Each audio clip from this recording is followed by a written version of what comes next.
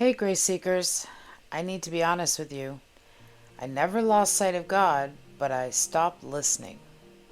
I got angry, really angry, and I started seeking peace in all the wrong places. Maybe you have too. Today, as we step into December, I want to invite you into something I'm still walking through, preparing our hearts, not just our homes, for Christmas. See, I've always talked to God, conversational prayer throughout the day. That part never stopped. But somewhere along the way, I stopped listening. I let life events dictate my reactions. I let personal pain and the ugliness of the world fill me with anger and frustration. And I started reaching for things that promised to help me feel something other than what I was feeling. Manifestation, affirmations, inspirational podcasts, anything but Him. And here's the thing, I never lost sight of God, but I also didn't seek Him with my whole heart. I kind of didn't trust Him. Even though He'd done miracles in my life, I was kind of mad at Him, blamed Him for allowing things to happen. When really, it was my choices. I'd allowed others to influence me. I'd become the victim again. But about a year ago, God started whispering, calling me back. And the way He's been opening my eyes, wow, it's been incredible. And hard, and definitely not instant. So today I'm not teaching you something I figured out. I'm inviting you into something I'm still learning. Because maybe you've been walking a similar road, and if you have, you're not alone. So welcome to Graceful Growth in Midlife. I'm Teresa. If you're new here, this podcast is where we navigate cultural chaos and personal struggles with biblical clarity and grace. We're figuring this out together, not from a place of arrival. Before we dive in, I created something specifically for this season.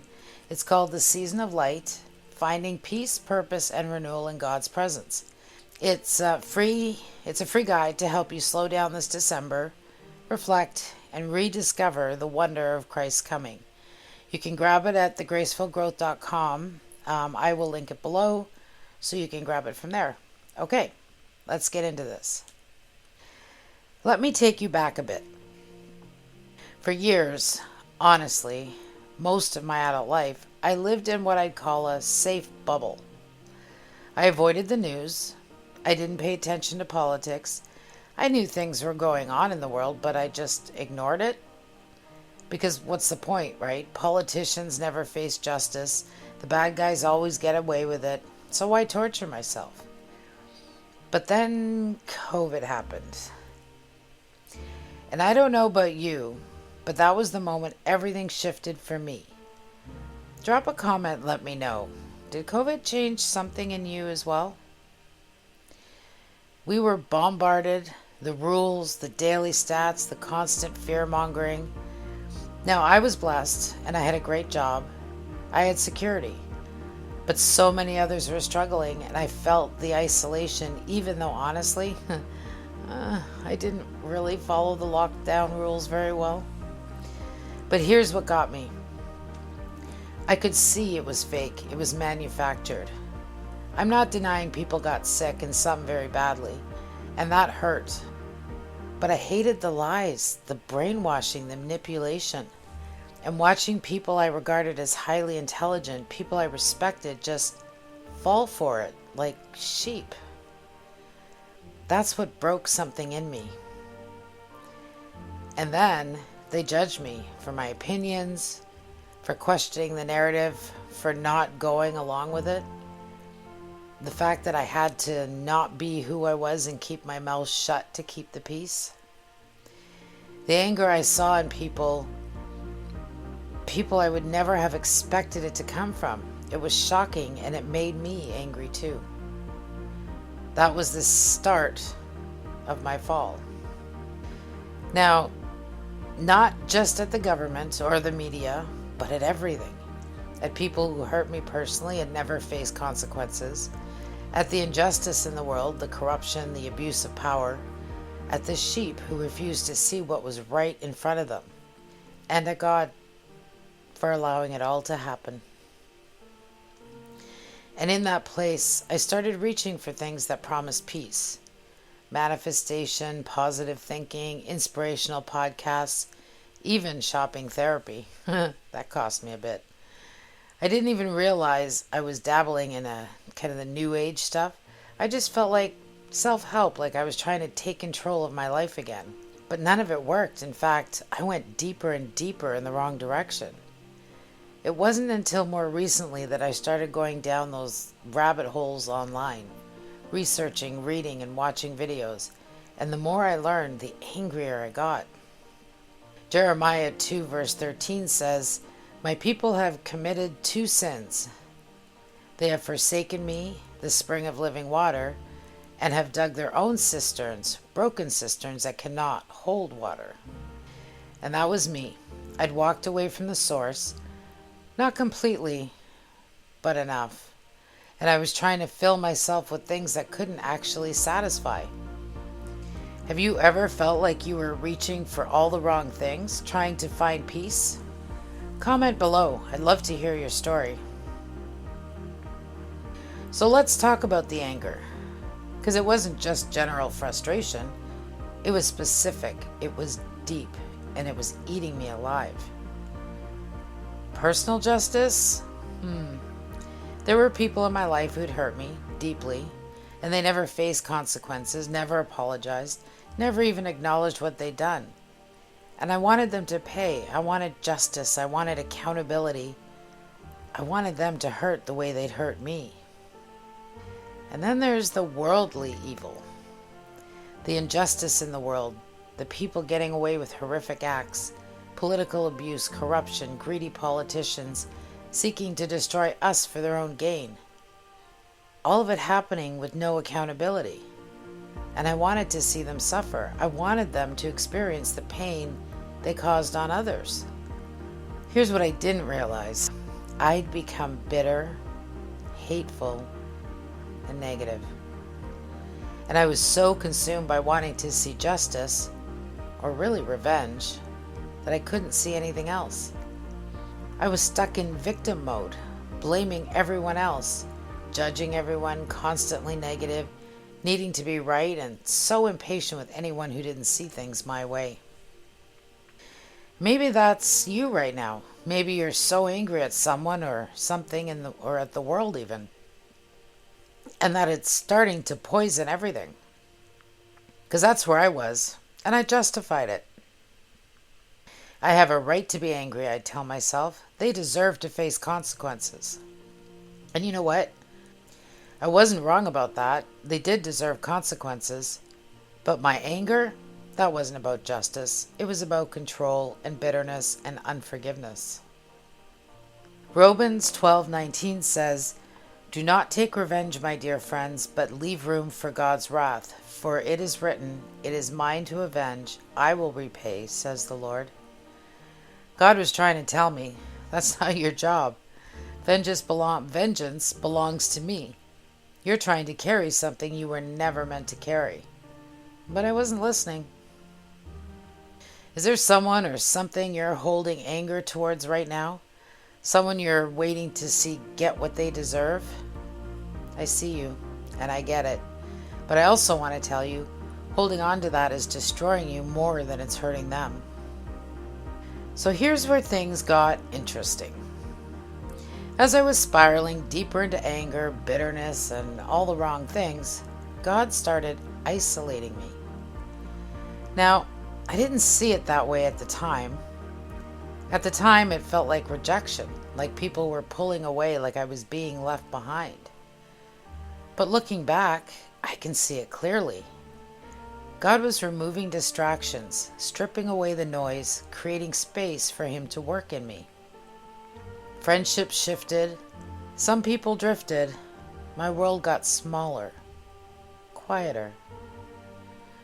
And in the quiet, God started whispering. Hosea 2:14 says, "Therefore I am now going to allure her. I will lead her into the wilderness and speak tenderly to her." God takes us into the wilderness, into isolation, not to punish us, but to speak to us, to get our attention, to do the deep work that can only happen when everything else is stripped away. And slowly, really slowly, I started to hear him again. Not audibly, but in my spirit, in that quiet inner knowing. He started showing me things about myself I didn't want to see. My judgment, my hatred, my constant negativity, my need to always be right. And it was uncomfortable. Really uncomfortable. But it was also healing. Maybe you're in a season of isolation right now. Maybe God's pulling you away from everything familiar and it feels lonely or confusing. If that's you, I want you to consider this. Maybe that's exactly where He's doing His deepest work. So, what has God been teaching me in this season? Let me walk you through some of the big ones. And as I share these, I'd love to know, what's God been teaching you lately? Drop it in the comments.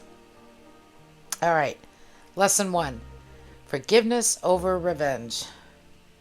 I had to learn, and I'm still learning, still working on it every day, that forgiving someone doesn't mean what they did was okay.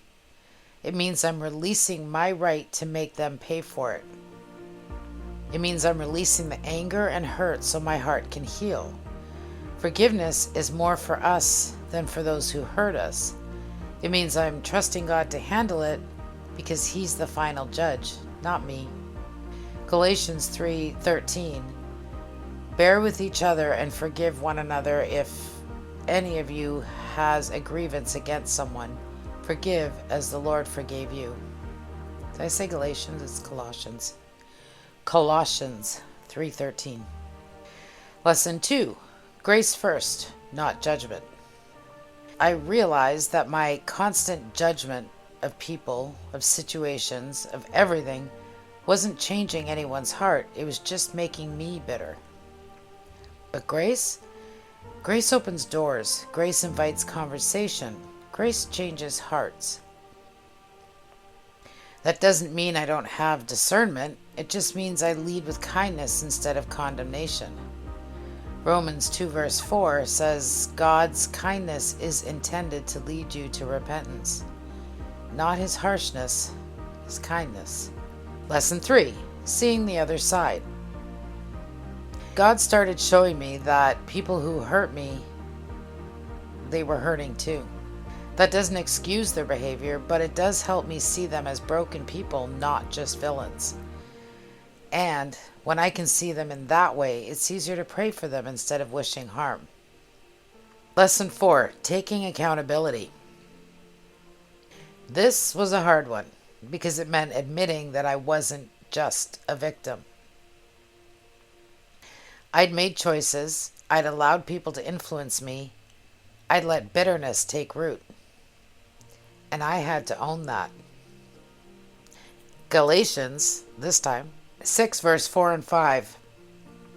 Each one should test their own actions. Then they can take pride in themselves alone, without comparing themselves to someone else, for each one should carry their own load. Lesson 5. Staying grounded when the world is ugly. The world is ugly right now. There is injustice. There are horrific things happening. But I can't let that consume me. I can't let fear and anger dictate how I live. I have to stay grounded in God, in His truth, His peace, His sovereignty, even when everything around me feels chaotic. John 16:33. In this world you will have trouble, but take heart, I have overcome the world. These lessons, I'm still learning them, still walking them, every single day. I don't have it all figured out yet, but I'm not where I was, and that's definitely something.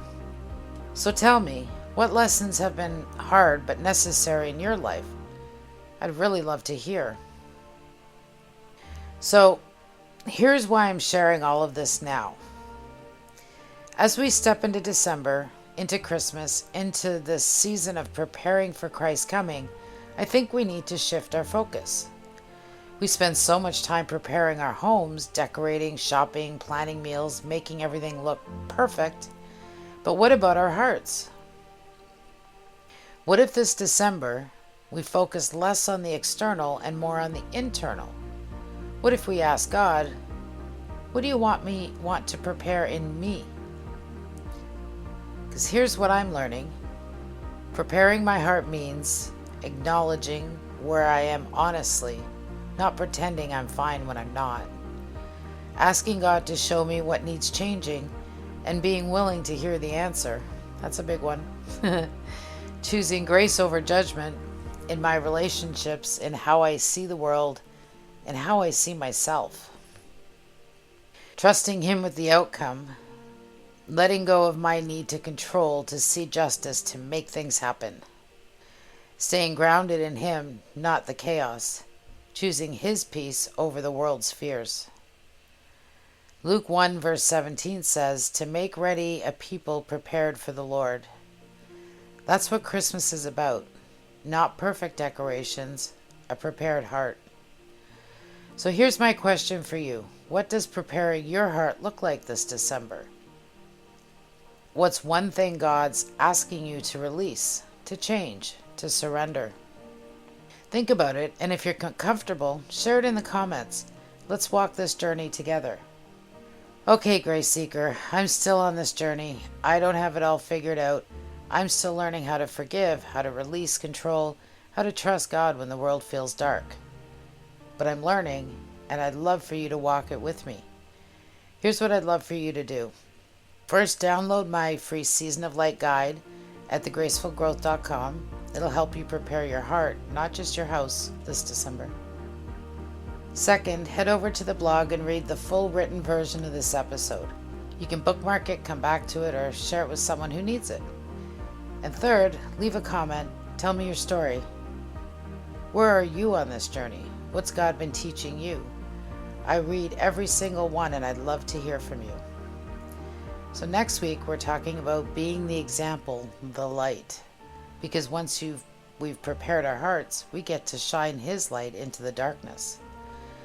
Until then, take a deep breath, let go of what you're not meant to carry, and trust that God is preparing you for something beautiful. I'll talk to you soon. God bless.